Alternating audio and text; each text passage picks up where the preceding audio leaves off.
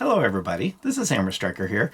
Today I've got the latest in the Smith Wesson M&P lineup, the full-size M&P metal frame. Please don't forget to check out our website. Go to our affiliates page. You'll find discount codes for things like Mantis Axe and Core belts. Link to that cool little bore light that we use for lighting up the barrels.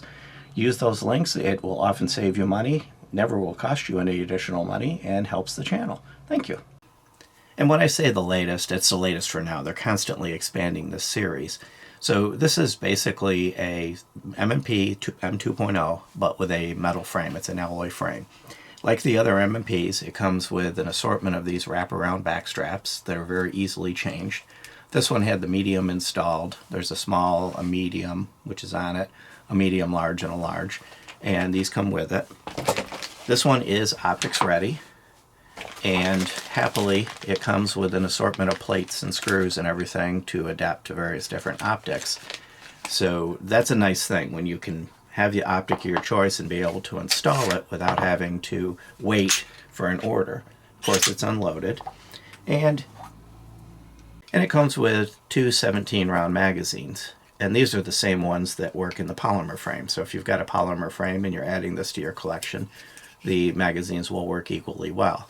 They actually even look identical. They're the same magazine. Now this is also available in a competitor series, which is longer slide, longer barrel, few other characteristics. And possibly by the time you see this video, there may be a compact and a subcompact available. In fact, if they make a subcompact in this series, there's a very good possibility it will end up being what the the CSX could have been.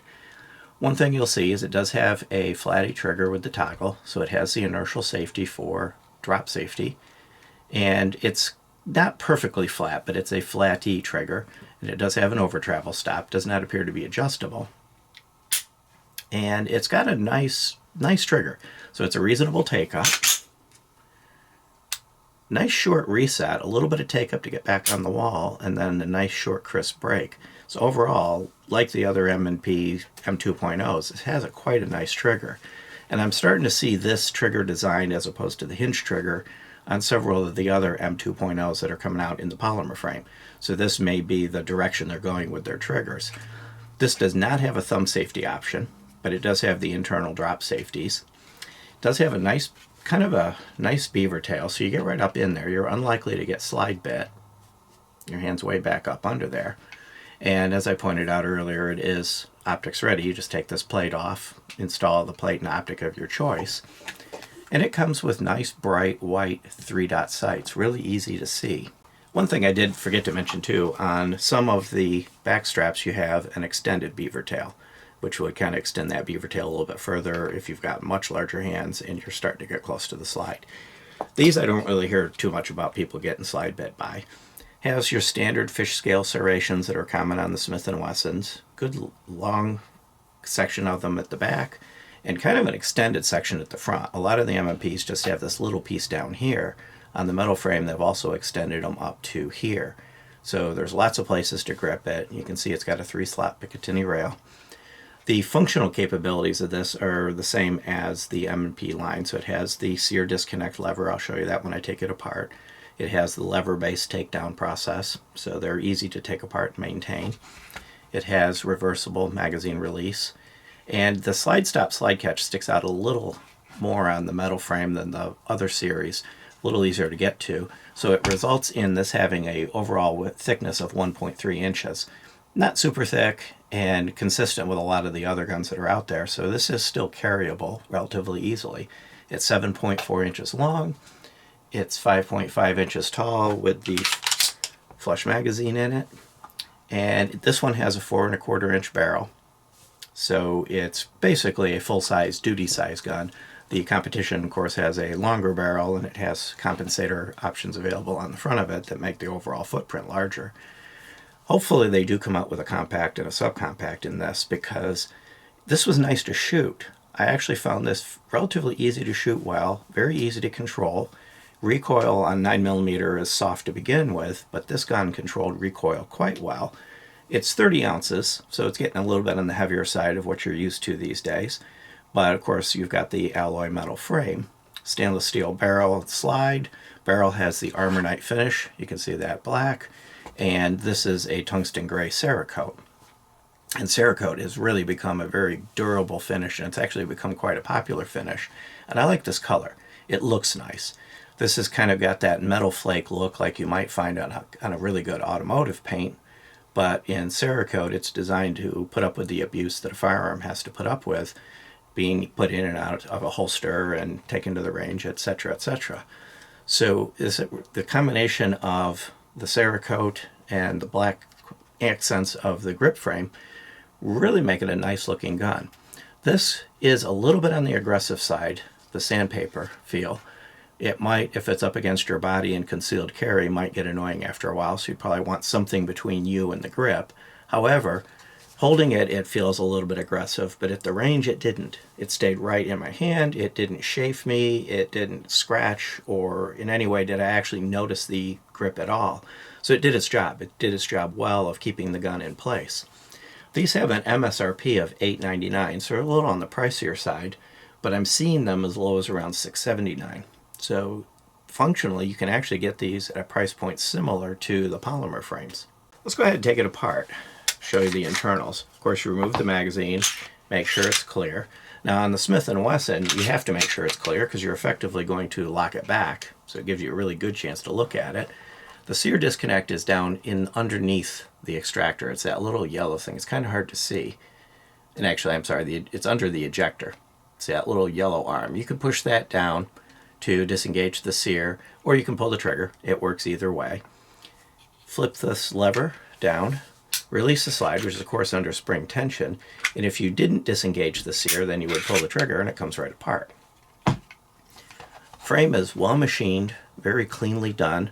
Large rails and locking block at the front, really good rails at the back, sears tucked away in there, and it's really just clean and simple. It's a well done gun. I've become used to the polymer frames being well machined on the metal parts and well formed on the plastic parts, and this is no exception. It's just everything smooth and well done. It's not fancy, but it's just clean and well done. Steel guide rod, wafer style spring. One thing I do notice is that the blue paint is closer to the barrel, or the chamber on the steel one, or I'm sorry, on the metal frame one. It's at the other end on others I've seen. I don't think that makes a difference. Here's your barrel. It's got a nice, what I like to call machine polished feed ramp. It's not a mirror, but it is smooth. I've never had any problem with any of these feeding reliably. It's conventional rifling, well machined and clean. No tool or chatter marks. And the slide is equally well done. There's your plunger for the drop safety, the sear. Clean, well done. There's a few different drill plates where they've done different to adjust the weight of the slide, and that's common in a lot of guns.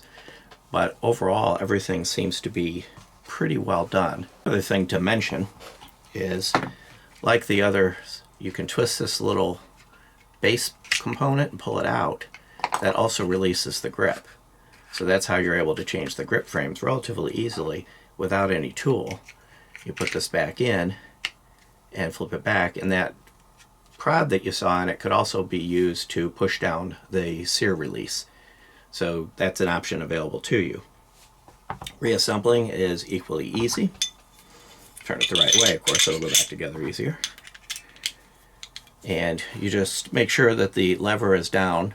Sometimes they want to flip up while you're cleaning and maintaining it.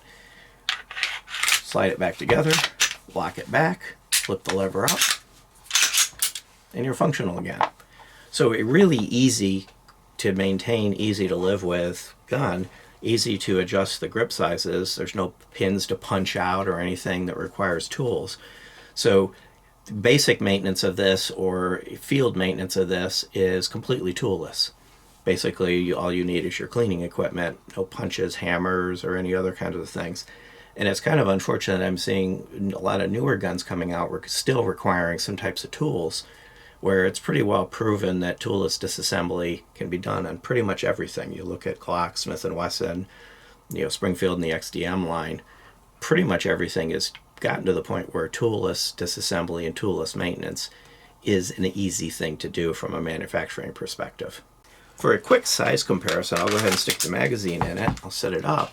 I have an M&P full-size metal frame, and you'll see that they're pretty much identical. You'll notice the difference in the trigger. This is an Apex trigger.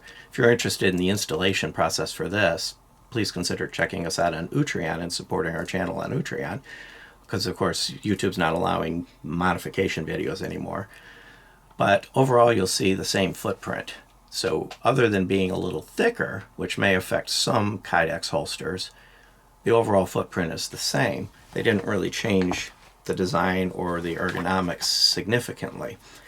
Again, I found it easy to shoot well. I found it reliable, other than being a little bit pricey if you actually are ending up paying MSRP. This is really a good choice, and actually even at that MSRP, it's coming in less expensive than a lot of other competitors' metal frame versions of their polymer guns. A lot of them are tipping over the 4-digit mark, and Smith Wesson has managed to keep it under that. Beyond that, if you like our videos, please give us a thumbs up, share, subscribe, click that bell to be notified if you do.